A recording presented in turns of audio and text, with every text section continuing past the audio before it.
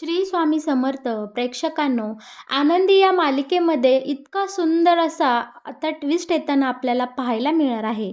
जिकडे तिकडे आनंद ही आनंदगडे या म्हणीचा आता खरं तर या मालिकेसाठी आपण वापर केला तर काही वावगं ठरणार नाही. कारण बाप लेकामधला इतका मोठा गैरसमज, इतक्या वर्षाचा दुरावा आता आनंदीने भरून काढलेला आहे. आपल्या या पृथ्वीची जी काही बिझनेस आयडिया आहे ती युगंधरला आवडताच युगंधरने आता पृथ्वीला छानपैकी एक नवीन संधी दिलेली आहे. आणि हो, नुसती संधी दिली नाही तर आपल्या पृथ्वीसाठी मालक साहेब एक सुंदर कंपनीसुद्धा उघडणार आहे. आणि त्या कंपनीचा CEO आपल्या पृथ्वीला करताना आपल्याला पाहायला मिळणार आहे. आनंदी या मालिकेचे येणारे भाग इतके सुंदर असणार आहे ना प्रेक्षकांनो, खरंच. आणि आता येणाऱ्या काही या भागांमध्ये नक्की मालिकेमध्ये असं काय घडणार आहे, हे जर तुम्हाला जाणून घ्यायचं असेल तर तुम्ही आपला हा व्हिडिओ अगदी शेवटपर्यंत बघा. पृथ्वी जेव्हा फॅक्टरीमध्ये गेलेला असतो आणि तिथे त्याच्या वडिलांनी त्याचा जो काही अपमान केलेला आहे, या सगळ्याचा पृथ्वीला खूप सारा त्रास होत असतो. आणि तो तो राग काढण्यासाठी इकडे त्याच्या खोलीमध्ये पंचिंग बॅग मस्तपैकी मारत असतो. पण तिथे आता ही आरती येते आणि आरतीला बॅग लागते. आता या दोघांचं पुन्हा एकदा कुरघोडीचं भांडण सुरू होतं. टॉम अँड जेरी सारखे हे दोघेजणे भांडतात आणि शेवटी सुनीताताई येते आणि आरतीला घेऊन जाते. बरं का, पण इकडे वडिलांनी केलेला अपमान पृथ्वीच्या मनामध्ये इतका बिंबलेला असतो की वारंवार त्याला सगळं काही इकडे कानावर येत असतं. याच गोष्टीचा फायदा घेत इकडे विद्याधर लगेच पृथ्वीचे कान भरण्यासाठी आलेला असतो. आणि लगेच इकडे आल्या विद्याधर पृथ्वीला बोलतो, बाळा काय झालं रे, तुझं ते एवढा तोंड पाडून बसला आहे. बरं का, इकडे जे काही फॅक्टरीमध्ये घडलं या सगळ्याची कल्पना विद्याधरला चांगलीच असते. तरीही पृथ्वीच्या तोंडून सगळं काही तो इकडे काढवून घेतो आणि लगेच पृथ्वीचं कान भरायला इकडे सुरुवात करतो. बोलतो की अरे, तुमचा बाप हा युगंधर आहेच इतक्या उलट्या काळजाचा, त्याला स्पोर्टच्या पोराचाही कळवळा आला नाही. खुशाल सगळ्या कामगारांसमोर माझ्या पृथ्वीचा अपमान केला, माझ्या लाडक्या पुतण्याचा अपमान केला. या गोष्टीचा मी बदला घेतल्याशिवाय राहणार नाही. आणि इकडे आता लगेच हा विद्याधर, मी किती चांगला आणि तुमचा बाप कसा उलट्या काळजाचा, त्याला कशी माया नाही, हे सगळं आता याने पृथ्वीच्या मनामध्ये भरवलेलं असतं. पण या उलट दुसरीकडे मात्र आनंदीने मालक साहेबांच्या मनामध्ये पृथ्वीसाठी जागा केलेली आपल्याला पाहायला मिळणार आहे. इकडे मालक साहेब त्यांच्या कामकाजामध्ये बिझी असतात. त्याच वेळी तिथे आनंदी येते आणि बोलते, मालक साहेब मला तुमच्यासोबत एक गोष्टीवर बोलायचं आहे. तेव्हा लगेच मालक साहेब बोलतात, बोल ना आनंदी, काय म्हणणे आहे तुझं. तेव्हा आता आनंदी बोलते, मालक साहेब खरं तर या गोष्टीमध्ये पडण्याचा माझा काहीही अधिकार नाही, तरीसुद्धा लहान तोंडी मोठा घास घेते.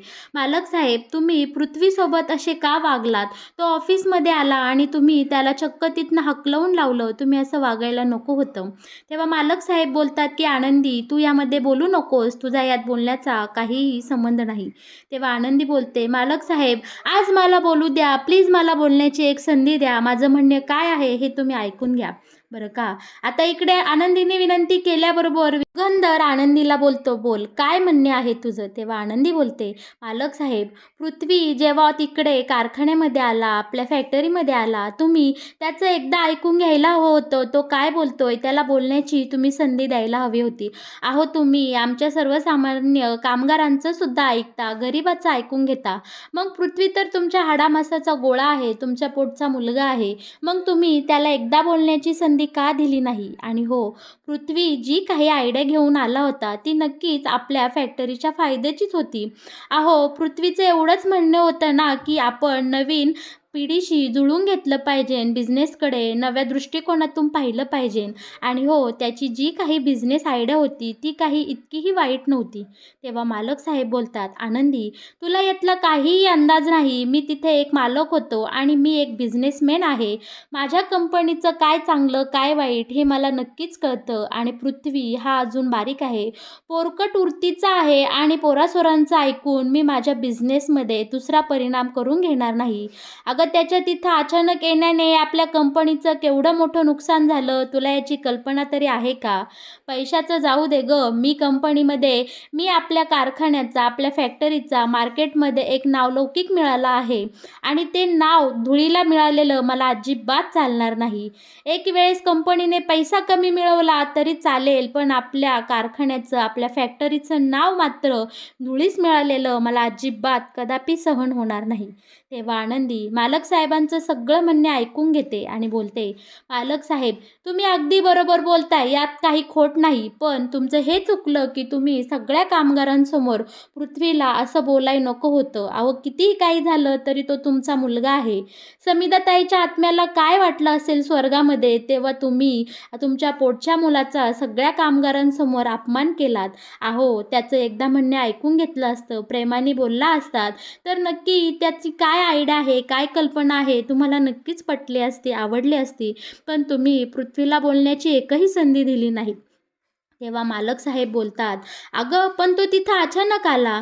तेव्हा आता इकडे आनंदी बोलते, मालक साहेब, मी तुमच्यासोबत एक बिझनेस या दृष्टीने बोलते, बिझनेसमॅन म्हणून बोलते. लहान तोंडी मोठा घास घेतला तर मला माफ करा, पण ऐका, आपल्या कंपनीचे गेल्या काही वर्षामध्ये जो काही प्रॉफिट आहे तो तिथल्या तिथंच आहे. 17-18% येऊन घुटमळत आहे. आपण गेले काही वर्षांमध्ये काहीही आपला प्रॉफिट झालेला नाही. तुम्ही ज्या संकल्पनेने चालताय, तुमचे जे काही विचार धोरणं आहे किंवा ते जुनाट विचार धोरणं आहेत, त्याने आपल्या कंपनीचा काही नुकसान होत नाही, पण आपल्या कंपनीचा फायदाही होत नाही.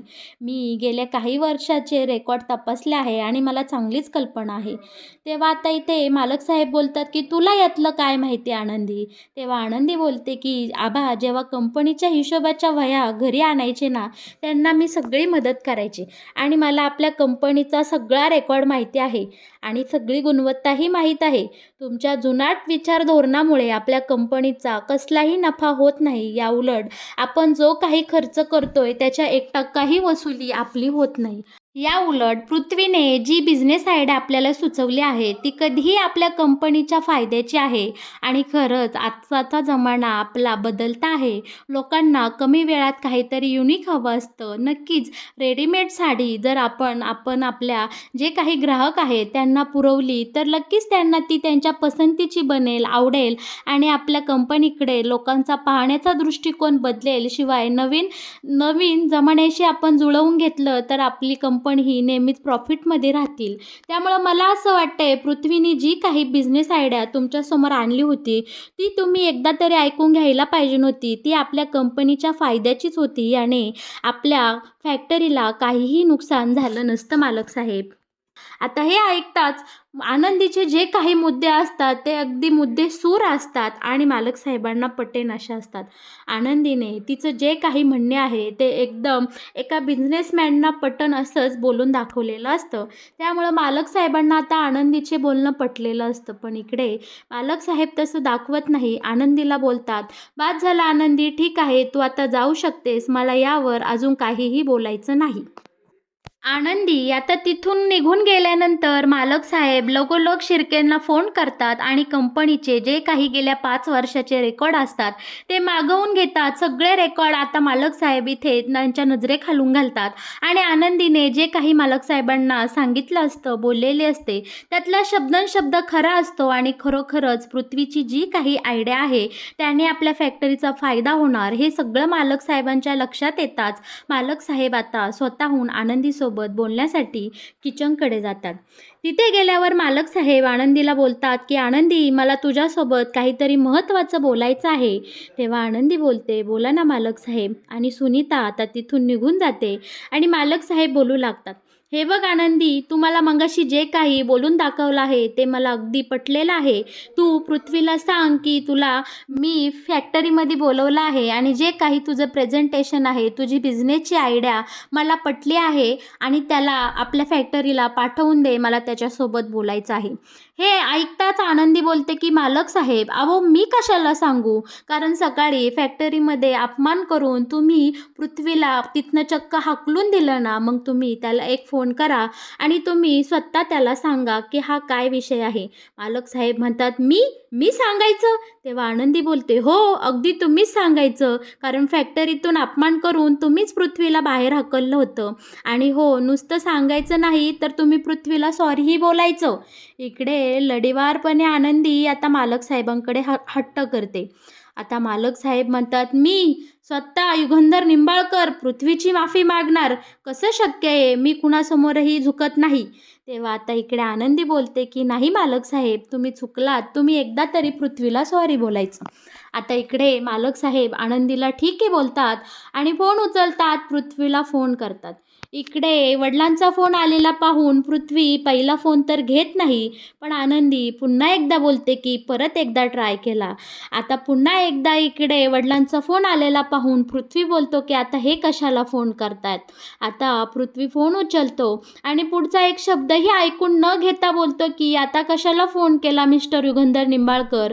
दुपारी तिकडे फॅक्टरीमध्ये माझा जो काही कामगारांसमोर पाणउतारा केला ते पुरे नाही का? आता काय बोलायचं शिल्लक राहिलं आहे. तेव्हा आता इकडे मालक साहेब त्यांच्या गंभीर आवाजात पृथ्वीला बोलतात, हे बघ पृथ्वी, दुपारी जे काही फॅक्टरीमध्ये झालं ते काही मला आवडलं नाही. तू माझ्याकडे जी काही बिझनेसची आयडिया घेऊन आला होता, तो रेडीमेड साडीची, ती मला पटली आहे. आणि हो, तुला जर त्याविषयी काही मला प्रेझेंटेशन द्यायचं असेल तर ठीक आहे, तू माझ्याकडे 2 दिवसांनी आपल्या फॅक्टरीमध्ये येऊन माझ्या केबिनमध्ये भेट. आणि हो, याबद्दल तुझं जी काही आयडिया असेल, जी काही तुझी प्रेझेंटेशन असेल, त्याचे काही चित्र वगैरे तू काढले असेल, ते सगळं एका मस्तपैकी फाईलमध्ये जमा कर आणि मला ती आयडिया कशी पटेल हे सगळं मला तू समजावून सांग. याबद्दल आपण दोघेही शांतपणे चर्चा करू आणि तुझी बिझनेस आयडिया आपण पुढे चालू करायची की नाही यावर चर्चा करू. हे ऐकून मात्र इकडे पृथ्वी भारावून गेलेला असतो. त्याला काय बोलावं ते सुचत नसतो. आणि इकडे आनंदी हळूच मालक साहेबांना खुणवत असते, की मालक साहेब सॉरी बोला, सॉरी. तेव्हा आता मालक साहेब इकडे पृथ्वीला बोलतात, आणि हो, दुपारी मी जो काही तुझा पाणउतारा केला, तुझा सगळ्यांसमोर अपमान केला, त्यासाठी मी तुला सॉरी बोलतो. हे ऐकून पृथ्वीला त्याच्या कानावर विश्वासच बसत नसतो. तो बोलतो, काय बोललात तुम्ही? इकडे आता मालक साहेब बोलतात, तुला ऐकू आलं नाही का? सॉरी बोलले मी तुला. इकडे पृथ्वी हूं करतो आणि फोन ठेवतो. पृथ्वी इकडे इतका भारावून गेलेला असतो. आयुष्यात पहिल्यांदा त्याच्या वडिलांनी त्याच्यासोबत इतकं प्रेमाने 2 शब्द बोललेले असतात. पृथ्वी मनाशी विचार करतोय, मी ही काय ऐकतोय? जो माणूस कुणासमोरही मान झुकवत नाही, प्रत्येक वेळेस त्याची मान ताठ असते, ताठ मानेने आयुष्यभर चालणारा माणूस युगंधर निंबाळकर चक्क मला सॉरी बोलतात. हे काही खरं नाही. हे कसं काय घडलं? इकडे वडिलांचे 2 प्रेमाचे शब्द पृथ्वीच्या कानावर पडतात. पृथ्वीतला मुलगा जिवंत झालेला असतो आणि त्याला त्याच्या वडिलांविषयी आदर, प्रेम, माया सगळं काही वाटू लागलेलं असतं. आणि मनोमन इकडे पृथ्वी खूप आनंदून गेलेला असतो, कारण त्याच्या वडिलांनी त्याच्यावर पहिल्यांदा विश्वास दाखवलेला असतो. बरं का, आता इकडे आनंदीला या दोघांमधलं हे बोलणं, संवाद ऐकून खूप आनंद झालेला असतो. आनंदी अगदी आनंदून गेलेली असते. आता मालक साहेब फोन ठेवतात आणि आनंदीला बोलतात, की आनंदी, झालं का मनासारखं तुझ्या? आनंदी बोलते, मालक साहेब खूप खूप थँक्यू. तुमच्यामुळे आज खूप चांगली गोष्ट घडली. तुम्हाला कल्पना नाही की तुम्ही केवढं मोठं काम केले. मालक साहेब बोलतात, अगं वेडे, खरं तर मीच तुला थँक्यू म्हणलं पाहिजे. कारण इतक्या वर्षाचा आमच्या बाप लेकामधला दुरावा तुझ्या एका कल्पनेने मिटू लागला आहे. आणि इतक्या वर्षानंतर आम्ही दोघेही आता एकत्र बसून काम करणार आहोत. या गोष्टीने मलाही खूप आनंद होतोय. आता मालक साहेब, आनंदी आणि पृथ्वी तिघेही खूप खुश झालेले असतात. तिघांच्याही मनासारखं घडलेलं आता आपल्याला इकडे पाहायला मिळणार आहे. बरं का प्रेक्षकांनो, एवढी गोड आनंदाची बातमी आपला पृथ्वी लगोलग इकडे आनंदी आणि मिथालीला सांगतो आणि बोलतो, की आनंदी, तू अगदी खरं बोलत होती. बाबांना माझ्याविषयी नक्कीच प्रेम वाटतं. मीच त्यांच्याविषयी खूप मोठा गैरसमज करून घेतला होता. आता मिथालीला पृथ्वीविषयी खूप प्रेम वाटतं, कारण त्याला आता बाबांचं खरं रूप, खरं प्रेम समजलेलं असतं. तिघेही खूप खुश होतात आणि आता पृथ्वी आनंदीला विचारतो, आनंदी, तुला माझी कल्पना कशी वाटते? यामध्ये तुला काही बदल करू वाटतात का? तुम्हाला मदत करशील का? मला काहीतरी सल्ला देशील का? तेव्हा इकडे आनंदी खूप आनंदून जाते आणि बोलते की का नाही पृथ्वी, मी तुला नक्कीच मदत करते. आणि इकडे मिथाली, पृथ्वी आणि आनंदी तिघेही मिळून इतकं सुंदर प्रेझेंटेशन बनवतात की बास रे बास. बरं का, आता वेळ आलेली असते की मालक साहेबांच्या ऑफिसमध्ये जाऊन हे प्रेझेंटेशन द्यायची. आता इकडे पृथ्वीला थोडंसं नर्वस फील होत असतं. तो बोलत असतं की आनंदी, मिथाली सगळं काही ठीक होईल ना? मला जमेल ना बाबांसमोर बोलायला? मी माझं प्रेझेंटेशन देऊ शकेल ना? तेव्हा आता इकडे मिथाली बोलते, "अरे दादा, का नाही? तू खूप हुशार आहे आणि नक्कीच तू बेस्ट प्रेझेंटेशन देशील आणि बाबांना या आयडियासाठी कन्विन्स करशील." पण इकडे आपल्या पृथ्वीमध्ये थोडासा कॉन्फिडन्स कमी वाटत असतो आणि पृथ्वी आता आनंदीला बोलतं की आनंदी, तू येशील का गं माझ्यासोबत हे प्रेझेंटेशन द्यायला? प्लीज हे प्रेझेंटेशन देताना तू माझ्यासोबत थांबशील का? आनंदी, गैरसमज करून घेऊ नकोस, पण तू जवळ असली ना, अगदी आम्हाला आमची आई जवळ असल्यासारखं वाटतं आणि आईची माया आजूबाजूला फिरते, आईच आजूबाजूला आहे असं वाटतं. त्यामुळे मला असं वाटतंय की हे प्रेझेंटेशन देताना तू माझ्यासोबत असावं. तेव्हा आनंदी खूप खुश होते आणि बोलते की का नाही पृथ्वी, मला नक्कीच आवडेल तुझं ही यश, तुझी ही प्रगती पाहायला. मी नक्कीच हे प्रेझेंटेशन देताना मालक साहेबांची परवानगी घेऊन तुझ्यासोबत तिथे थांबेल. आता अखेरीस तो दिवस उजडलेला असतो की पृथ्वी आता त्याच्या बापासमोर बसून तो त्याची बिझनेस आयडिया मालक साहेबांना पटवून देणार आहे, सांगणार आहे. पृथ्वी, आनंदी, शिर्के आणि मालक साहेब सगळेजण केबिनमध्ये इथे जमलेले असतात. पृथ्वी त्याची आयडिया एक एक करून मालक साहेबांना समजावून सांगत असतो. उत्तम प्रतीचं डिझाईन, उत्तम प्रेझेंटेशन आणि सगळं काही डिजिटल पद्धतीने इकडे पृथ्वीने तयार केलेलं असतं आणि एक एक मुद्दे करून पृथ्वी आता आनंदीला मध्यस्थी ठेवत किंवा आनंदीच्या सहाय्याने इकडे मालक साहेबांना पटवून देतो. मालक साहेबांना या दोघांचं प्रेझेंटेशन इतकं आवडतं की मालक साहेब उभं राहतात आणि पृथ्वीसाठी आनंदाने जोरजोरात टाळ्या वाजवतात. शिवाय पृथ्वीच्या इकडे पाठीवर थाप मारतात आणि बोलतात की "वा बेटा वा! एकच नंबर प्रेझेंटेशन बनवलं आहे आणि यासाठी मी तुला एक पृथ्वी बेटा, मी तुला याबद्दल एक बक्षीस देणार आहे. ते म्हणजे तुझी ही आयडिया आपल्या कंपनीत मी ॲड करून घेणार नाही, तर मी तुझ्यासाठी एक नवीन फॅक्टरी खोलणार आणि पृथ्वी सारी या फॅक्टरीचा तू CEO असणार आहे." ही बातमी ऐकताच आनंदीला एवढा आनंद होतो, ती इतकी खुश होते पृथ्वीसाठी, ती सुद्धा इकडे जोरजोरात टाळ्या वाजवतं. या निमित्ताने आता पृथ्वी आणि युगंधरमधला जो काही दरी होती, जे काही गैरसमजाचा पहाड होता, तो आता इकडे विरघळून गेलेला आपल्याला पाहायला मिळणार आहे. पृथ्वीसुद्धा आनंदाने त्याच्या वडिलांना घट्ट मिठी मारतो आणि बोलतो की "बाबा, तुमचे खूप खूप आभार. तुम्ही माझ्यावर एवढा मोठा विश्वास दाखवला आहे." अशा प्रकारे या मालिकेमध्ये इतके सुंदर भाग आपल्याला पाहायला मिळणार आहे. तर मग प्रेक्षकांनो, कसा वाटला तुम्हाला आनंदी या मालिकेत येणारा हा नवीन ट्विस्ट? या मालिकेचे असेच नवनवीन अपडेट जर तुम्हाला जाणून घ्यायचे असतील, तर तुम्ही आपल्या या चॅनलला नक्की सबस्क्राईब करा आणि हो, आपल्या व्हिडिओला लाईक केल्याशिवाय अजिबात कुठे जाऊ नका.